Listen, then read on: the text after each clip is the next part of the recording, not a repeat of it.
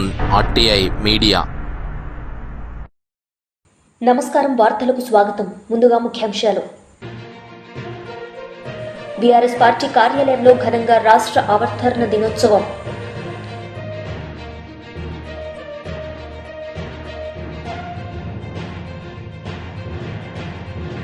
Senior జర్నలిస్టులపై దాడి, పత్రికా వర్గాల్లో కలకలం.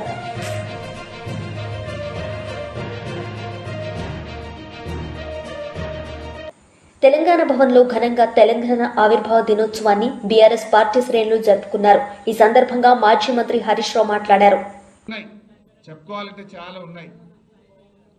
ఆనాడు తెలంగాణ ప్రజాసమితి గౌరవనీయులు డాక్టర్ చెన్నారెడ్డి గారి ఆధ్వర్యంలో కూడా ఉద్యమం జరిగింది.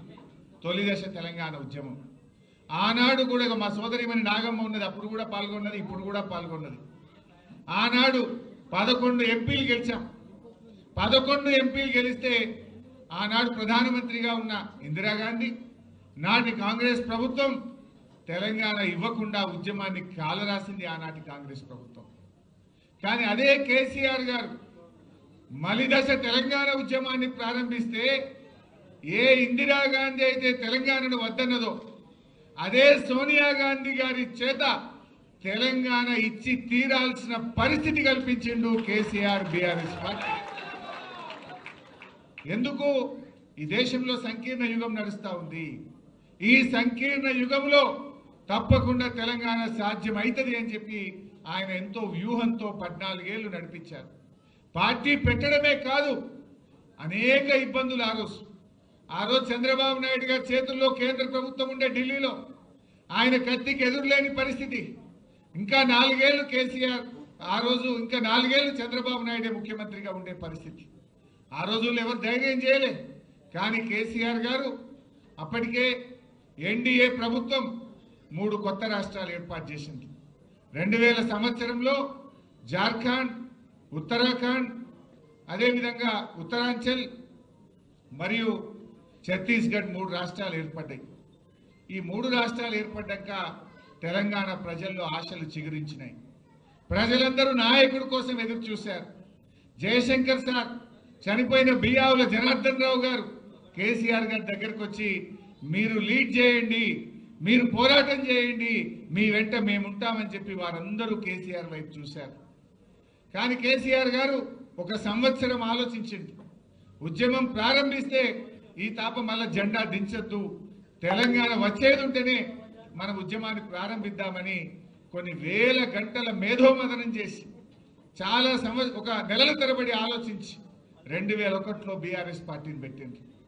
ఆ రోజు ఒక తెలంగాణ ఉద్యమానికి ఒక అపకీర్తి ఉండేది.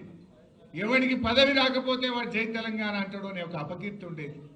ఆ రోజు కేసీఆర్ గారు ఆలోచించి తన పదవులను, డిప్యూటీ స్పీకర్ పదవిని, ఎమ్మెల్యే పదవిని, తెలుగుదేశం పార్టీ రాష్ట్ర కార్యదర్శి పదవులను గడ్డిపోచల్లాగా పదవులు వదిలి ఉద్యమాన్ని ప్రారంభించిండు. ప్రజల్లో నమ్మకాన్ని కలిగించిండు. ప్రజలను ఒక్కతాటి మీదకి తెచ్చే ప్రయత్నం చేసిండు. ఇవాళ తెలంగాణ వచ్చిందంటే ప్రజలను సమీకరించడం, దేశంలోని పార్టీలను ఒప్పించడం, ఈ 2 కేసీఆర్ గారు చేసిండు. అంబేద్కర్ గారు సూచించిన మార్గం బోధించు, సమీకరించు, పోరాడు. అంబేద్కర్ చెప్పిన బాటలో నడిచిండు కేసీఆర్. గాంధీజీ గారు చూపిన అహింసాయుత మార్గంలో ఉద్యమాన్ని నడిపిండు కేసీఆర్. తెలంగాణ రాష్ట్రాన్ని సాధించిండు కేసీఆర్. ఎందుకంటే చాలా జాగ్రత్తగా నడిపినాడు. అహింసాయుత పద్ధతుల్లో నడిపాడు. ప్రజలను సమీకరించడంలో జల పోరాటం కావచ్చు, 610 జీవో మీద పోరాటం కావచ్చు, తెలంగాణకు జరుగుతున్న అన్యాయాల మీద గలమెత్తిండు, ప్రజలను సమీకరించాడు. ఆ ప్రయత్నంలో కేసీఆర్ గారు ఆర్ఎస్ఎస్ ఆఫీస్ నుంచి ఆర్ఎస్యు దాకా కలిసి పనిచేసిండు. అవి భిన్న ధృవాలు. ఢిల్లీలో ఆర్ఎస్ఎస్ ఆఫీస్కు పోయి వాళ్ళను కలిసి తెలంగాణ ఎందుకు కావాలో వివరించి నేల మీద కూర్చొని అన్నం తిని తన ఇస్తరాకును తనే తీసుకుపోయి అందులో వేసి వచ్చిండు. అంటే ఎందుకు చెప్తున్నా అంటే ఆర్ఎస్ఎస్ నుంచి ఆర్ఎస్యు దాకా ఆయన చేసిన ప్రయత్నం. వినోదన్న గారు ఆ రోజు ఎంపీగా కేసీఆర్ గారితో పాటు ఉండేవారు. దేశంలో 33 రాజకీయ పార్టీలను ఒప్పించి లేఖలు తెచ్చి ఆనాటి యూపీఏ ప్రభుత్వం ముందు పెట్టి తెలంగాణ ఇస్తరా ఇవ్వరా అని ఒత్తిడి పెంచిన నాయకుడు కేసీఆర్. ఇవాళ చాలా మంది మాట్లాడుతున్నారు. అసలు త్యాగాలకు మారు పేరు కేసీఆర్. 3 సార్లు ఎంపీగా రాజీనామా చేసినాడు, ఒకసారి ఎమ్మెల్యేగా రాజీనామా చేసినాడు, కేంద్ర మంత్రిగా రాజీనామా చేసినాడు, ఎమ్మెల్యేగా రాజీనామా చేసినాడు. బహుశా ఈ దేశంలో త్యాగాలకు మారు పేరు ఏదైనా రాజకీయ నాయకుడుంటే ఒక కేసీఆర్ మాత్రమే. త్యాగం చేసింది, రాజీనామా చేసింది తన కోసం చేయలేదు, తెలంగాణ 4 కోట్ల ప్రజల కోసం చేసిండు. ఆ త్యాగాల పునాదుల మీద తెలంగాణ సాధించిండు కేసీఆర్. ఇవాళ ఎవరెవరో మాట్లాడుతున్నారు కేసీఆర్ మీద. ఇవాళ మాట్లాడుతున్న రేవంత్ రెడ్డి ఆ రోజు మలిదశ ఉద్యమంలో డిసెంబర్ 9, 2009 తెలంగాణ వచ్చింది.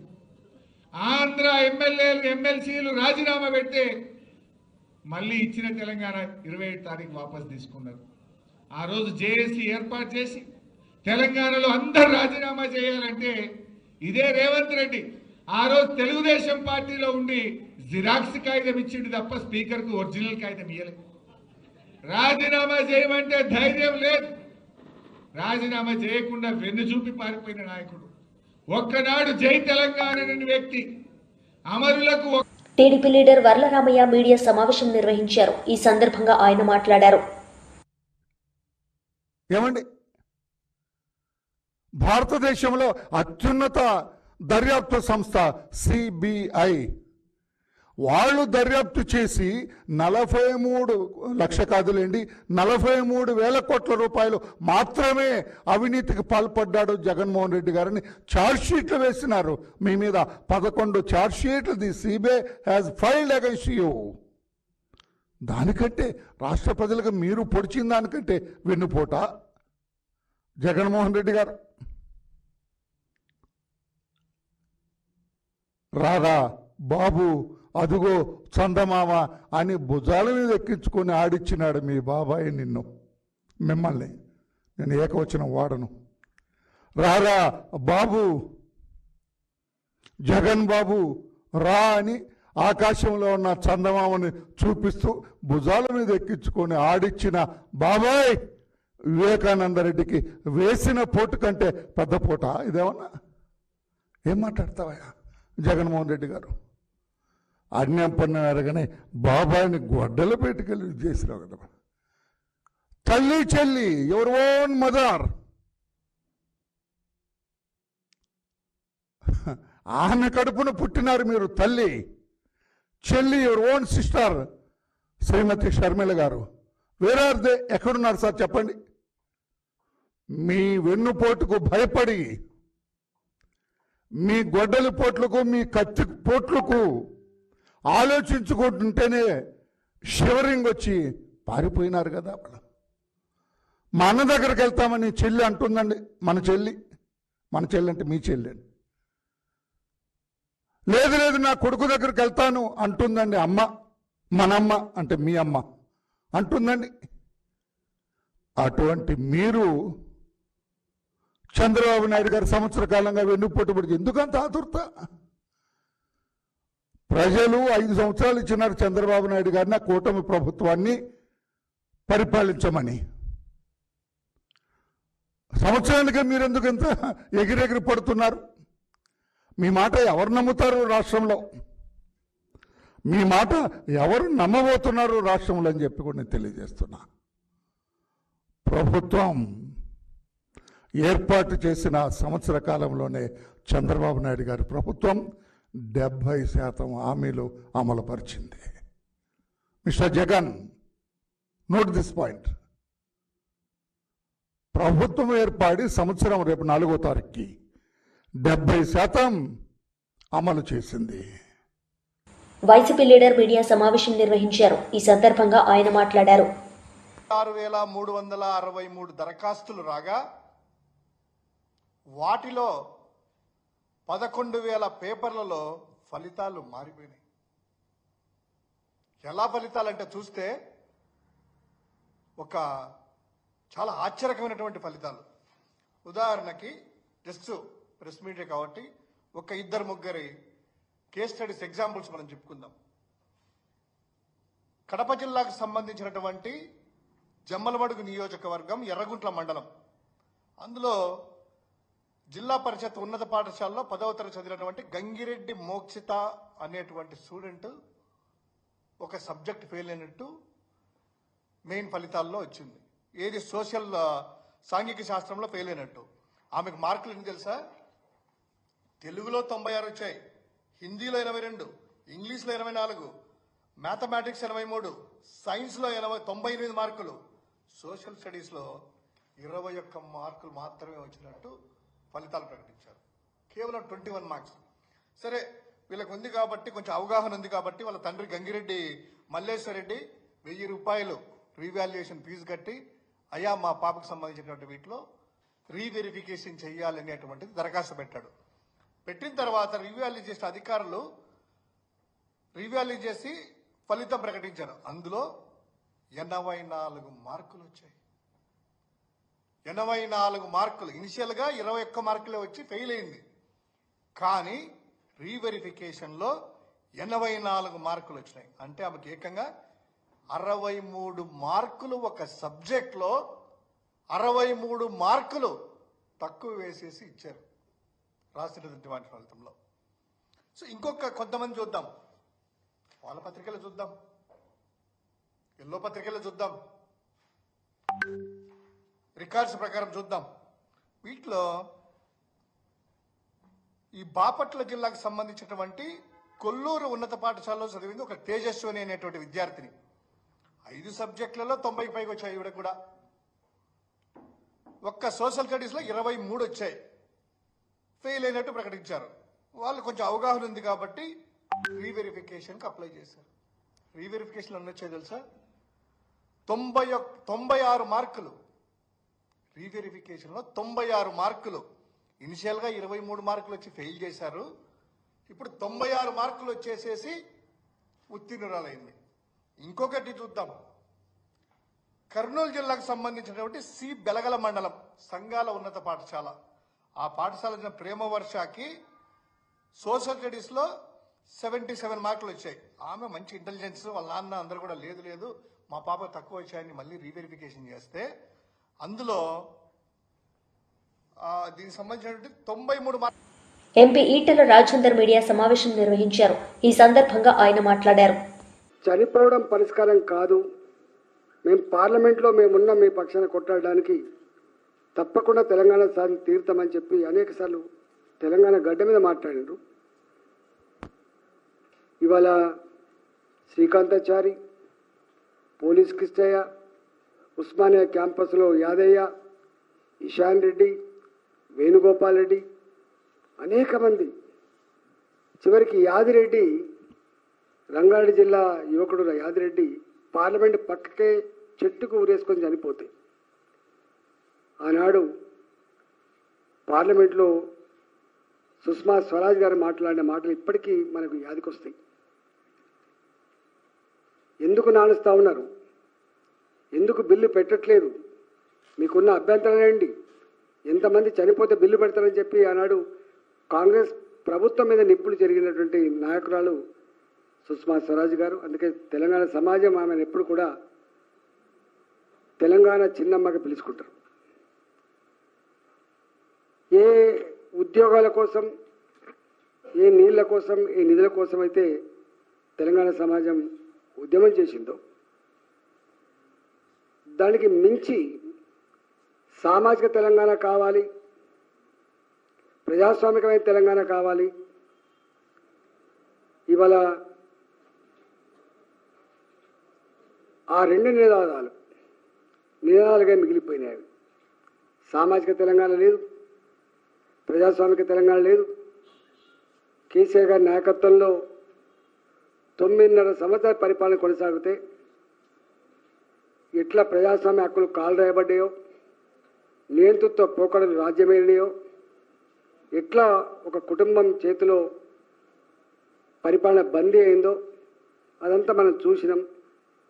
మనం మార్పు కావాలని కోరుకుంది కాబట్టి అప్పుడు మళ్ళీ ఈ కాంగ్రెస్ పార్టీ అధికారం వచ్చింది. సంవత్సరాలు గడుస్తుంది. ఎన్ని హామీలు ఇచ్చిందంటే తెలంగాణ ఇచ్చింది మేమే, ఛాంపియన్లు మేమే అని చెప్పేటువంటి రేవంత్ రెడ్డి బాధ్యత మేనిఫెస్టోలో పెట్టిండు. 25,000 రూపాయలు అమరవీరుల కుటుంబాలకు 25,000 రూపాయలు పెన్షన్ రూపంలో ప్రతి నెల ఇస్తామని చెప్పిండ్రు. అమరవీరుల కుటుంబంలో ఒకరికి ఉద్యోగం ఇస్తామని చెప్పిండ్రు. తెలంగాణ 69 ఉద్యమాలు కావచ్చు, 2001 తర్వాత జరిగిన ఉద్యమాలు కావచ్చు, ఎవరెవరైతే జైలుకు పోయినరో, కేసులు పెట్టబడ్డాయో, ఫోర్ ఫ్రంట్ నుండి పోరాటం చేసినరో 250 గజాలు జాగిస్తా అని చెప్పిండ్రు. ఇంతవరకు ఉద్యోగం ఇవ్వలే అమరవీరుల కుటుంబాలకు, 25,000 రూపాయల పెన్షన్ మొదలుపెట్టలే, 250 గజాల జాగ మొదలుపెట్టలే. ఇవాళకి సంవత్సరం గడుతుంది, ఇప్పటికి మొదలుపెట్టలే. చివరికి ఎక్కడి దాకా వచ్చిందంటే తెలంగాణ రాష్ట్రం అప్పుల ఊపిలో కూరుకుపోయింది. బ్యాంకులకు తెలంగాణ అధికారులు పోతే దొంగల్లాగా చూస్తున్నారు. చెప్పులు ఎత్తుకపోతారేమని చెప్పి చెప్పులు దాచుకుంటున్నారని చెప్పి అవమానకరమైనటువంటి మాటలు మాట్లాడుతున్నారు. నేను కూడా 2014 నుంచి 2019 వరకు ఈ రాష్ట్ర ఆర్థిక మంత్రిగా చేసిన. నాకు తెలిసి తెలంగాణ గొప్పతనం ఏంది, తెలంగాణ. వైసీపీ లీడర్ మీడియా సమావేశం నిర్వహించారు. ఈ సందర్భంగా ఆయన మాట్లాడారు. బర్త్డే పార్టీకి వెళ్ళిన వాళ్లను రోడ్డు మీద అన్యాయంగా కాళ్లతో తొక్కి కొడతంటే ఫలానా నేరం చేశారు, మేము కొట్టాము అని సాక్ష్యం ఏమైనా ఈ రోజు వరకు పోలీస్ వ్యవస్థ చూపించగలిగిందా? నిజంగానే ఆ పిల్లలు ఆ కానిస్టేబుల్ని గనక కొట్టుండుంటే ఆ సాక్ష్యం ఏముందని చెప్పి అడుగుతున్నాం. ఈ రోజున పట్టణాల్లో, నగరాల్లో ఎక్కడైనా సరే టీవీ ఫుటేజ్లు ఉన్నాయి, ఇళ్లకున్నాయి, చిన్న చిన్న దుకాణాలకు ఉన్నాయి. ఏ ప్రాంతంలో పట్టిన సీసీటీవీ ఫుటేజ్లు ఉన్నాయి కదా. కానిస్టేబుళ్లను ఈ ముగ్గురు పిల్లలు కొడుతున్న దృశ్యాలు ఎక్కడైనా రికార్డ్ అయినాయా? ఉంటే చూపించమని అడుగుతుంది వైఎస్ఆర్ కాంగ్రెస్ పార్టీ. ఈ రోజు వరకు ఒక్క సాక్ష్యం చూపించలేదు. ఇంకా పైగా నిస్సిగ్గుగా, నిర్లజ్జగా నడి రోడ్డు మీద కాళ్లు బారజాపించి, వాళ్ళు తల్లిదండ్రులకు పుట్టిన పిల్లలే కదా, మీకు పిల్లలు ఉన్నారు కదా, అంత దారుణంగా లాఠీలతో కొడతంటే ఓ సిఐ కొట్టి కొట్టి కొట్టి అలుపొస్తే ఆయన సేద తీర్చుకుంటుంటే ఇంకో సిఐ వచ్చి లాఠీ విరిగిందాకా కొట్టారే. వీళ్ళిద్దరు కొడుతుంటే పక్కన చుట్టూ ఉన్న కానిస్టేబుల్ అంతా విటహాసాసం చేశారే. ఇదేనా చంద్రబాబు నాయుడు గారు మీరు చెప్పిన రాజ్యం? ఇదేనా లోకేష్ గారు మీరు చెప్తున్న రెడ్ బుక్ రాజ్యాంగం? ఇందుకేనా మీరు అధికారంలోకి వచ్చింది? దళితులను చిత్రహింసలు పెట్టడానికే వచ్చారా? ఇద్దరు మాల కులస్తులను, ఓ మైనార్టీ కులస్తుడను దారుణంగా హింస పెట్టి కొట్టడంలో మీ ఆంతరంగికంలో దాగున్న రాజకీయ లక్ష్యం ఏంటో చెప్పమని అడుగుతుంది వైఎస్ఆర్ కాంగ్రెస్ పార్టీ.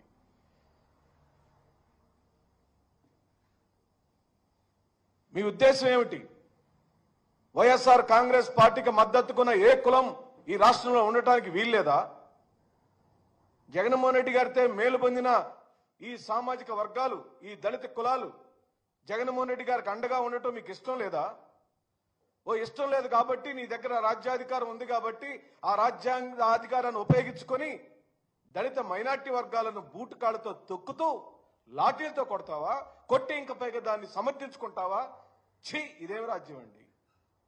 ఇదేనా రాజ్యం? ఇందుకైనా మీకు అధికారం కావాలి? ఎవరు అడిగారు నీ అధికారం? ఏం చేయగలిగావు? 12 నెలల కాలంలో, 360 రోజుల కాలంలో 360 మందిని చిత్రహింసలు పెట్టావు. కానీ 360లో 36 మంచి పనులు చేశావా? ఆ పనులు ఏముంటే చెప్పు. చెప్పటానికి ఒక మంచి పని లేదు. ఒక్కరికొక మేలు చేసిన దాఖలాలు లేవు. నందిగం సురేష్ మీద డబుల్ కేసులు, మీరు నాగార్జున మీద తప్పుడు కేసులు, ఆదిమూలపు సురేష్ మీద కేసులు, మన నందిగం ఎమ్మెల్యే గారు వాళ్ళ తమ్ముడి మీద కేసులు. వార్తలు ముగించే ముందు ముఖ్యాంశాలు మరోసారి. బీఆర్ఎస్ పార్టీ కార్యాలయంలో ఘనంగా రాష్ట్ర అవతరణ దినోత్సవం.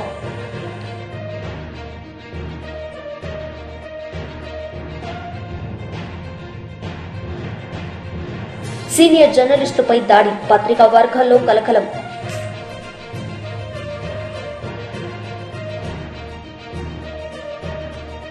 ఈ వార్తలు ఇంతటితో సమాప్తం. తిరిగి ప్రసారమయ్యే వార్తల్లో మళ్ళీ కలుద్దాం. అంతవరకు సెలవు. నమస్తే.